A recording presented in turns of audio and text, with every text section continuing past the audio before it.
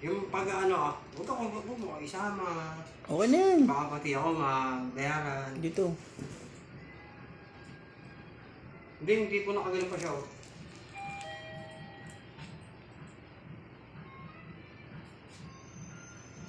Okay mo? Ano? Ganda? Kanina pa naka-play.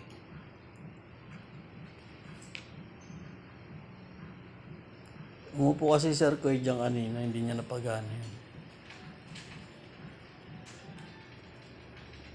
Parang na, mahal ko sir, no? Nasa mag-apply na ito sir.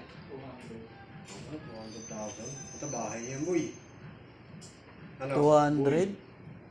Bahay yan, boy. Ito sir, tingnan mo. Sir. Ay, kung istorbo mo, pinagkakapahan mo. Gusto naman mo. Ito na boy, babalik na.